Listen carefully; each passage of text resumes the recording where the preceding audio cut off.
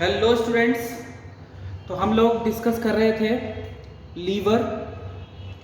Liver का function हम लोग मेनली डिस्कस कर रहे थे और उसमें हम लोगों ने डिस्कस करना शुरू किया था content of bile. Okay, content of bile. तो इसमें मैं बताया था आपको क्या क्या कंटेंट होंगे बाइल के। तो फर्स्ट इज बाइल पिगमेंट्स। कौन कौन से थे? Bilirubin and biliverdin. तो बाइल पिगमेंट्स बिलीवर्डिन जो ग्रीन कलर का होता है एंड बिलीवर्डिन ये किस कलर, सॉरी बिलीरुबिन लिखना था मुझे। बिलीवर्डिन एंड बिलीरुबिन ये किस कलर का होता है? येलो कलर का। और these are basically excretory product. Okay, इनको रिमूव करना होता है, अदरवाइज अगर बिलीरुबिन का डिपोजिशन होना शुरू हो गया दैट कॉजेस जॉन्डिस। क्लियर? और ये क्या है? These are breakdown product of haem. Basically these are breakdown product of haem है ये, breakdown product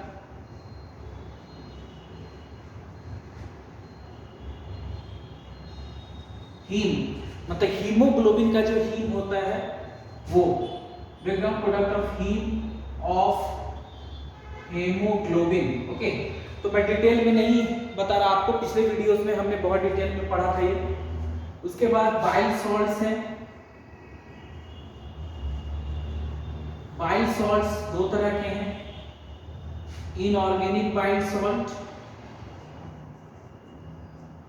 inorganic bile salt जिसमें है sodium bicarbonate NaCO3।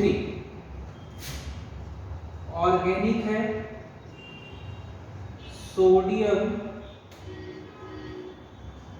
Taurocholate, sodium taurocholate and sodium glycocholate, sodium taurocholate and sodium glycocholate. These are organic bile salt। ये bile salt क्या करेगा? ये करता था neutralisation, neutralisation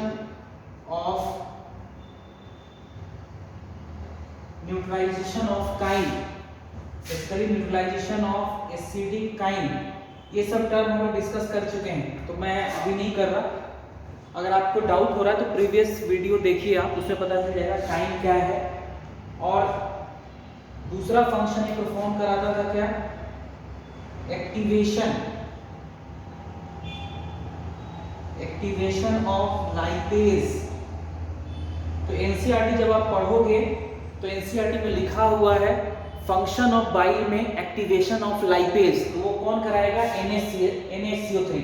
basically acidic Kine को alkaline में कन्वर्ट कर देता है और जो लाइपेज है वो अल्कलाइन पीएच पे एक्ट करते हैं। तो जैसे ही लाइपेज अल्कलाइन पीएच पे एक्ट करने लगेगा ये एक्टिवेट हो जाएगा। सोडियम टोरोकोलेट, सोडियम ग्लाइकोकोलेट ये क्या करते हैं? इनका फंक्शन है emulsification.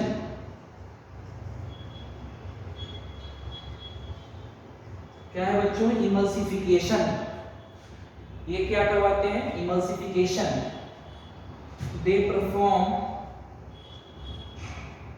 Emulsification.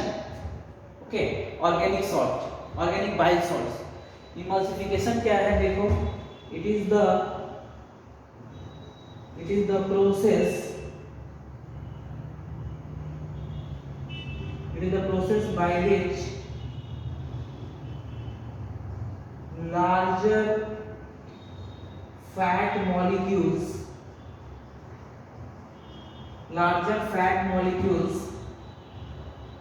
are broken down into simple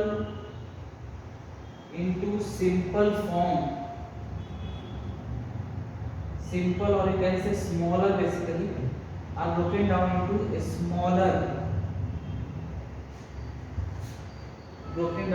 smaller molecules or smaller fat molecules. उसी को बोलते हैं बच्चों इमल्सिफिकेशन। देख लो आपको दिख रहा है कि नहीं मैं ये, यस इट इज विजिबल। तो it is the process by which larger fat molecules are broken down into smaller fat molecules. इसी को बोलते हैं हम इमल्सिफिकेशन। सो ये काम हो गया बाइल सॉल्ट्स का। उसके बाद क्या कंटेंट है इनके बाइल के, तो cholesterol, then phospholipids, but no enzymes, ये याद रखना, ये कीवर्ड है।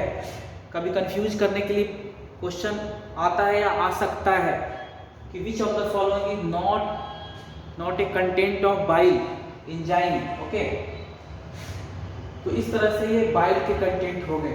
तो जो मेन फंक्शन है लीवर का दैट इज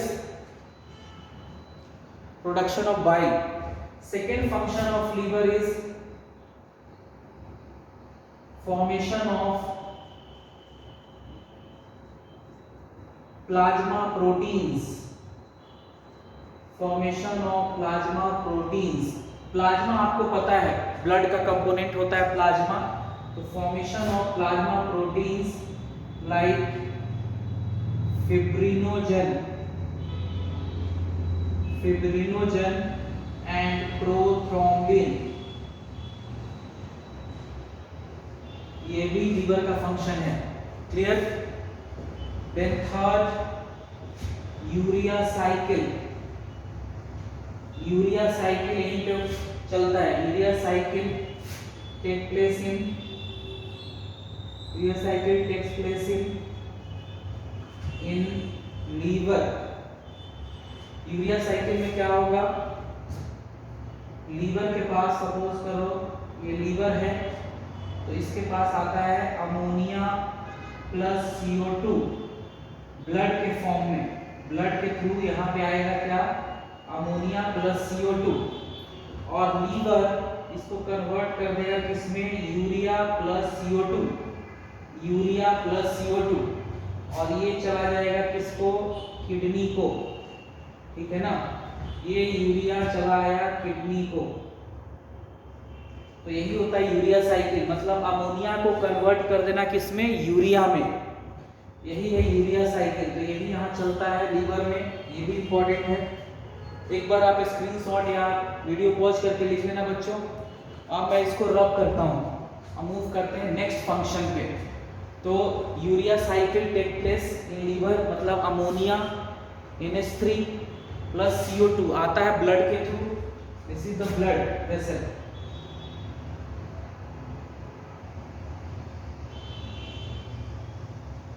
ब्लड वेसल के थ्रू आएगा, मतलब ब्लड के थ्रू आएगा, और उसके बाद उसको यूरिया में कन्वर्ट किया जाता है। क्लियर?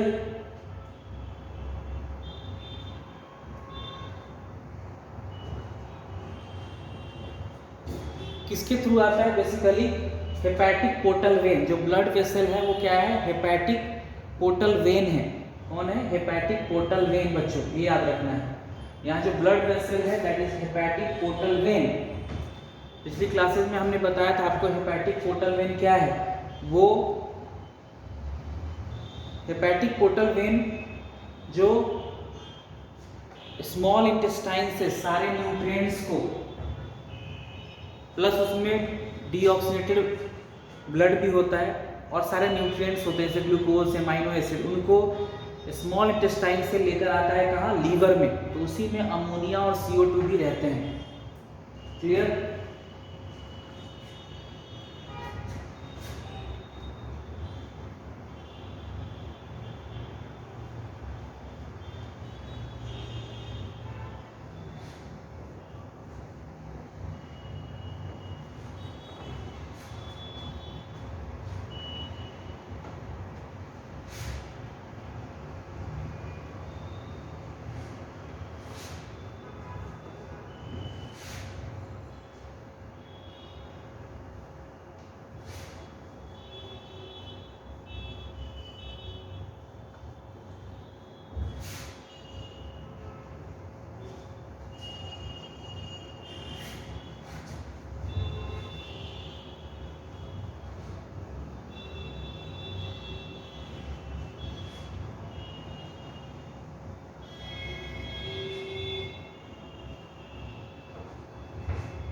क्लियर? देखिए नेक्स्ट फंक्शन इज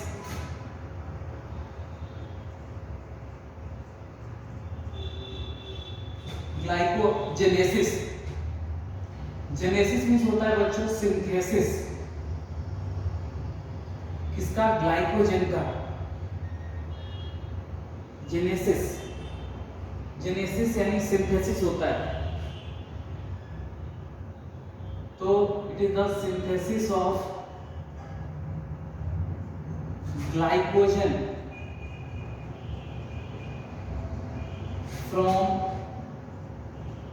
ग्लूकोज, मतलब ग्लूकोज से ग्लाइकोजन बनाना, ग्लूकोज से बन जाएगा ग्लाइकोजन। कौन बनाता है? ऐसा करता है इंसुलिन। इंसुलिन हार्मोन के प्रेजेंस में ऐसा किया जाता है, ग्लाइकोजेनेसिस। फिर fifth is glycogenolysis. Glycogenolysis, lysis means break down. इसमें किसका ब्रेक डाउन होगा? ग्लाइकोजन का, ग्लाइकोजन का। तो ग्लाइकोजन ब्रेक डाउन हो जाएगा किसमें? ग्लूकोज में। ये कौन करता है? Glucagon. This is also a hormone, pancreas का हार्मोन है। फिर ग्लूकोनियोजेनेसिस, सिंथेसिस ऑफ, फिर जेनेसिस यानी synthesis, synthesis of glucose from non carbohydrate source, synthesis of glucose from non-carbohydrate source like amino acid, lipids। तो लिपिड्स और amino acid से glucose बना देना, this is also the function of liver. तो ये सारे कुछ इंपॉर्टेंट फंक्शन मैंने बताए। ऐसे जैसे जैसे कोई कोई टॉपिक आएगा सारे फंक्शन आपको और पता चलता जाएगा लीवर का।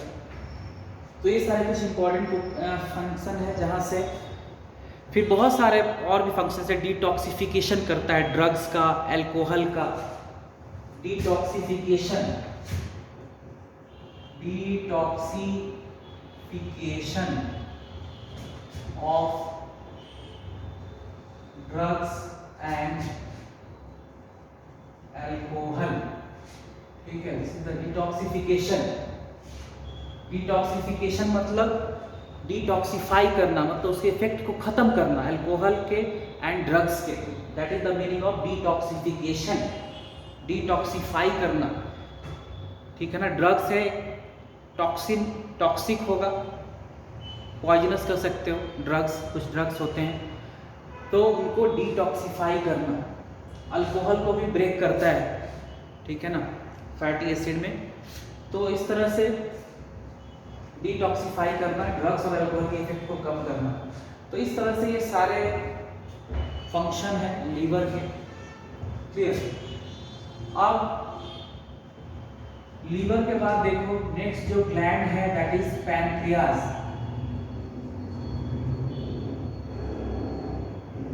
Pancreas is a heterocrine gland. Pancreas is a heterocrine gland. Heterocrine का मतलब बच्चों exocrine as well as endocrine. Heterocrine का मतलब exocrine as well as endocrine, मतलब ये एक्सोक्राइन ग्लैंड जैसा रिएक्ट करता है और endocrine, both. Means pancreas acts as both exocrine gland as well as endocrine gland, मतलब दोनों पार्ट होते हैं। क्लियर? तो एक्सोक्राइन ग्लैंड है तो यहाँ पे डक्ट होगा या नहीं? होगा, डक्ट विल बी प्रेजेंट। तो यहाँ पे जो एक्सोक्राइन पार्ट है उसका नाम है एक तो pancreatic acini.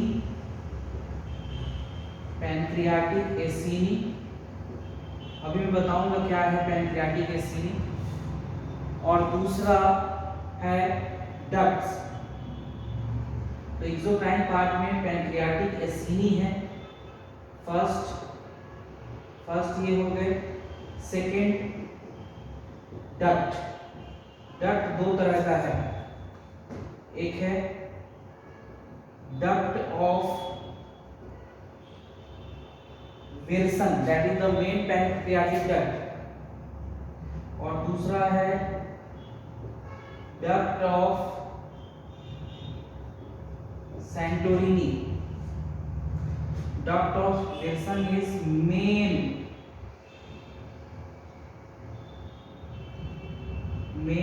pancreatic duct is duct of Wilson, and it is accessory pancreatic duct.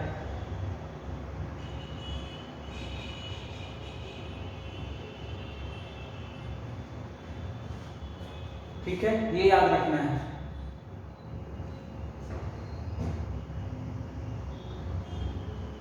Clear? तो एक्सोक्राइन में ये ऐड करना है आपको। अब एक्सोक्राइन पार्ट ये हो गए, क्या क्या? फर्स्ट इज पैनक्रियाटिक एसिनी, अभी मैं ड्रॉ करूंगा क्या है ये। और दूसरा है डक्ट्स हैं बेसिकली। तो डक्ट्स में एक है duct of Wilson, that is main pancreatic duct, और दूसरा है duct of Santorini, accessory pancreatic duct. Clear? अब एक्सोक्राइन सिक्रीशन क्या है? मेरे पास जगह नहीं है बच्चों, इसलिए मैं इधर लिख रहा हूं। चलो ऊपर में लिख देता हूं। एक्सोक्राइन सिक्रीशन क्या है? तो एक्सोक्राइन सिक्रीशन आपको याद रखना है। Exocrine secretion is pancreatic juice. Exocrine secretion is pancreatic juice. अब इंडोक्राइन ग्लैंड पे आते हैं। these are ductless ग्लैंड है। तो यहाँ पे तो डक्ट है ही नहीं, कोई डक्ट नहीं होगा, ductless gland. Second, pour their secretion directly into blood। तो ये जो अपना सिक्रीशन है, और इनका सिक्रीशन क्या है? इनके सिक्रीशन को बोलते हैं हॉर्मोन्स। ओके। तो pour their secretion directly into blood। अब इंडोक्राइन ग्लैंड में डक्ट है ही नहीं, डक्टलेस है, तो अपना सिक्रीशन कहाँ डालेंगे भाई, आप पूछोगे। तो they pour their secretion directly into blood। Clear? और इनका जो सिक्रीशन है हार्मोन। अब आते हैं हम इंडोक्राइन पार्ट पे। इंडोक्राइन पार्ट इज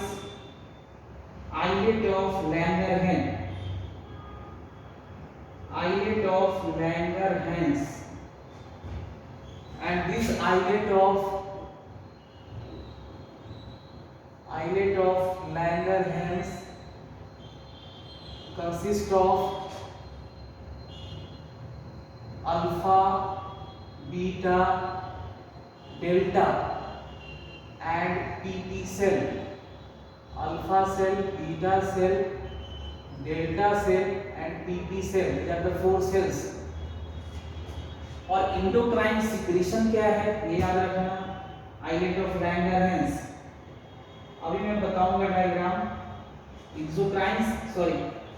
यहाँ पे इंडोक्राइन है ना, and endocrine secretion is what? Hormones। endocrine part is islet of Langerhans, and endocrine secretion is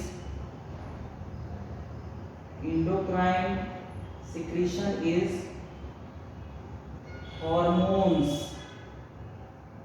बहुत सारे हार्मोन्स का नाम आप जानते हो, जैसे इंसुलिन है, ग्लूकागोन है, FSH है, LH है, ग्रोथ हार्मोन है, बहुत सारे। तो पैनक्रियाज में इसको हेट्रोक्राइन बोलते हैं।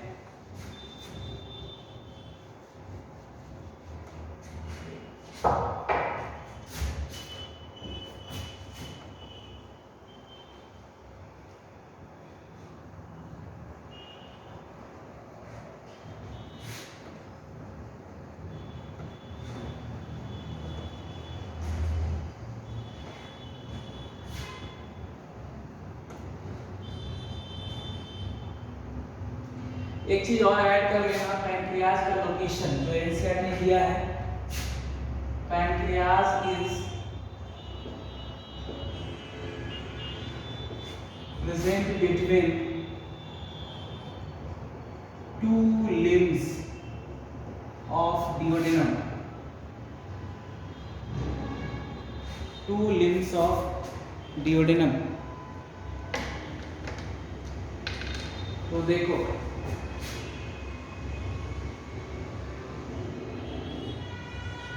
ये टू लिम्स हैं और इसी में पैनक्रियाज प्रेजेंट है। This is first limb of duodenum, this is second limb and this complete structure is duodenum. Clear? तो इसी दोनों लिम्ब के बीच में पैनक्रियाज प्रेजेंट है। This is the line of NCERT. अब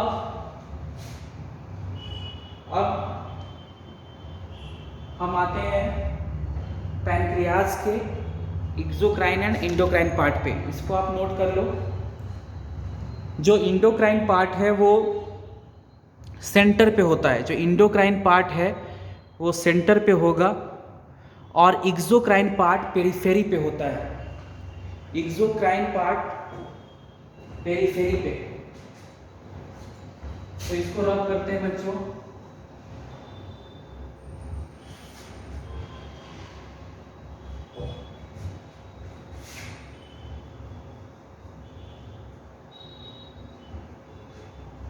मतलब आप ये पैनक्रियाज है, अगर इसको माइक्रोस्कोप में, पैनक्रियाज को कट करके आप माइक्रोस्कोप के अंदर देखोगे तब आपको एक्सोक्राइन पार्ट और एंडोक्राइन पार्ट दिखेंगे। एंड मीन्स माइक्रोस्कोपिक व्यू मैं ड्रॉ कर रहा हूं पैनक्रियाज का, microscopic view. I am drawing the microscopic view of pancreas.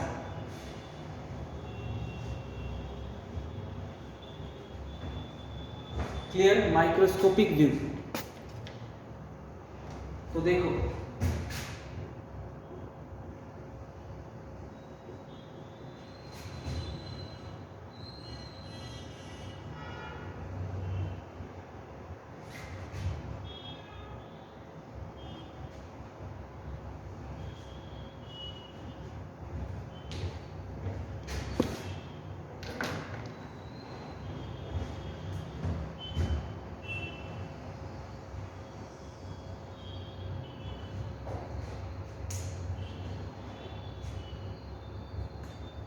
ये है बच्चों आइलेट ऑफ लैंगरहैन। ये जो पूरा स्ट्रक्चर है दैट इज आइलेट ऑफ लैंगरहैन्स। ये इंडोक्राइन पार्ट है and it is centrally present. ये सेंट्रली प्रेजेंट होगा, सेंटर पे। पैनक्रियाज का जब आप माइक्रोस्कोपिक व्यू देखेंगे तो ये सेंटर पे प्रेजेंट होते हैं और पेरिफेरी पे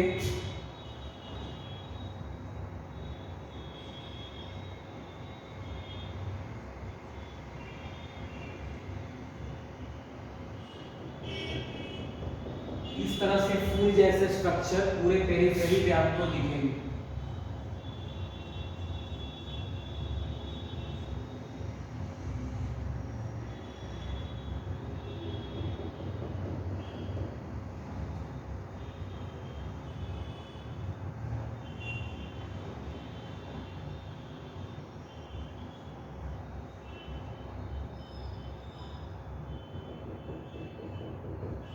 तरह से पूरे सेल पेरिफेरी पे आता है।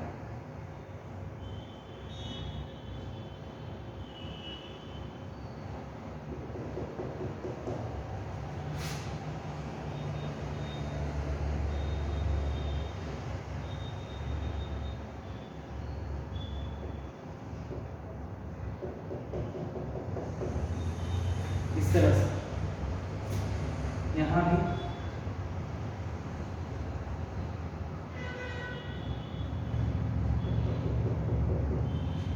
यहाँ भी।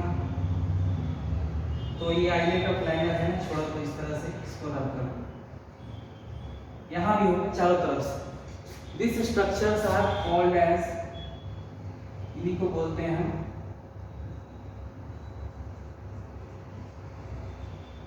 पैनक्रियाटिक एसिनी।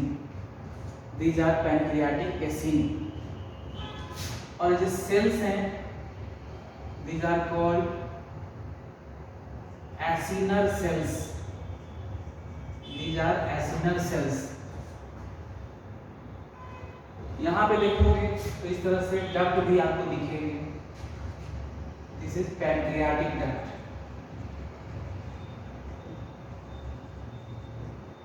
तो पेरिफेरी पे आपको एक्सोक्राइन पार्ट कहाँ दिखेगा? पेरिफेरी पे। तो सारा जो एक्सोक्राइन पार्ट है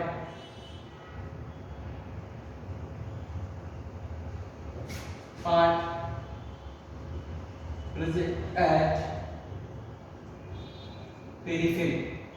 तो देखो पेरिफेरी पे ही आपको पैनक्रियाटिक डक्ट भी दिख रहा है और पेरिफेरी पे ही आपको पैनक्रियाटिक एसिनी।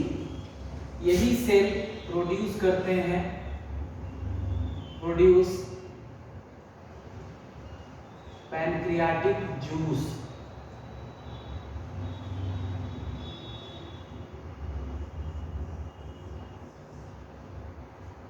तो acinar cell produce pancreatic juice और वो जूस पैनक्रियाटिक डक्ट कैरी करता है। Mainly main pancreatic duct that is duct of Wilson. जो एक्सोक्राइन इंडोक्राइन पार्ट है दैट इज प्रेजेंट कहाँ? सेंटर पे, islet of Langerhans, that is the endocrine part. तो endocrine part present at centre. Clear? ये centre पे present है,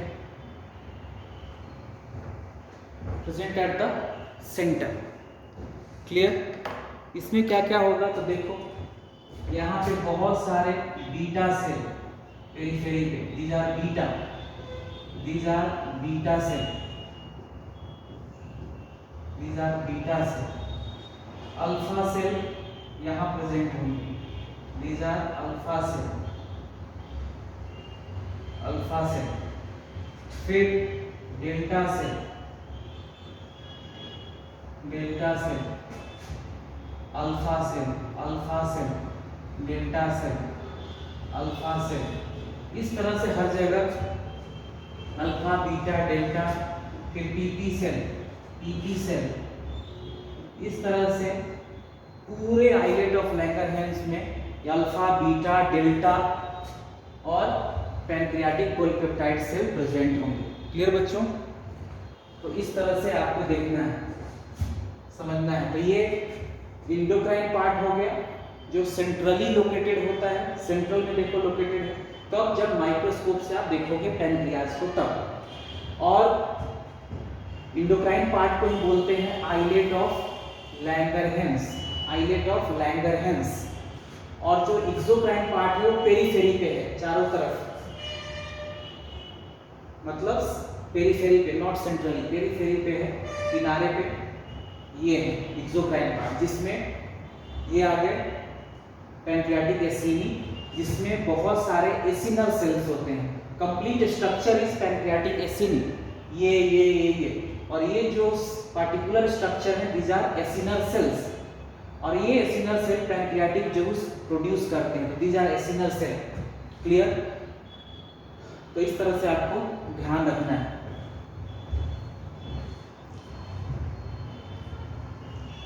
अब बात करते हैं एक्सोक्राइन सिक्रीशन की, यानी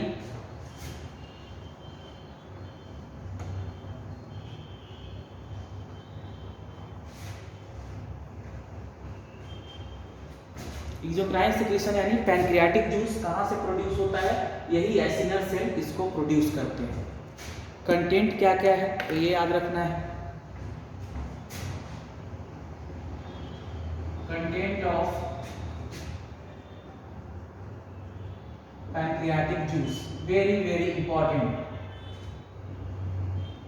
काफी इंपॉर्टेंट है ये, VVI क्या क्या है। तो फर्स्ट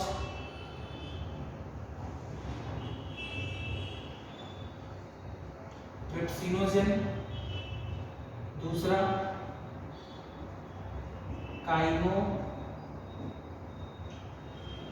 काइमोट्रिप्सिनोजन,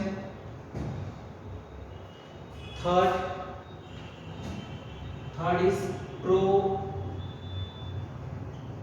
कार्बोक्सी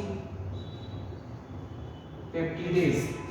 ये तीनों हेल्प करते हैं डाइजेशन ऑफ प्रोटीन में, ये तीनों एंजाइम्स डाइजेशन ऑफ प्रोटीन कराएंगे। क्लियर,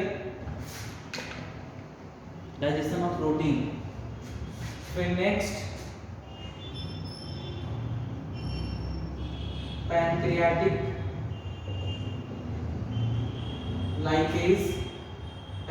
लाइपेज, ये किसका डाइजेशन कराएगा, digestion of lipid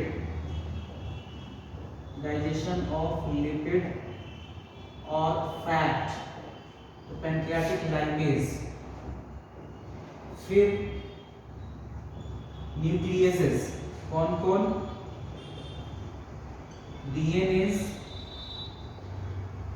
and RNS. DNS किसके ऊपर एक्ट करेगा, डीएनए के ऊपर, और आरएनएस किसके ऊपर एक्ट करेगा,